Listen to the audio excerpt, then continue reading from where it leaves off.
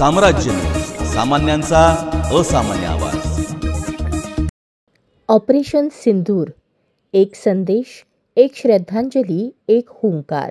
आज चित्रकार विपुल मिरजकर यांनी आपल्या अनोख्या कलेच्या माध्यमातून संपूर्ण देशाच्या भावना एका चित्रात व्यक्त केल्या आहेत। एका महिलेच्या कपाळावर रंगवलेली ही कलाकृती केवळ सौंदर्य नाही, ती एक जळजळीत असंतोषाची जाणीव आहे। पाकिस्तानला दिलेला इशारा आहे, भारत कभी ना झुका है ना झुकेगा।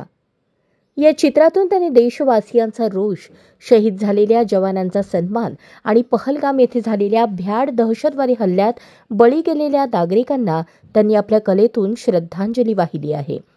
या चित्रामध्ये झळकतोय भारताचा तिरंगा, अभिमानाने फडकणारा, आणि त्याच्या पार्श्वभूमीवर दिसतोय भारताचा रोष, ज्यामध्ये पाकिस्तानसारख्या दहशतवादी प्रवृत्तीला नकाशातून कायमचा पुसून टाकण्याची ताकद आहे।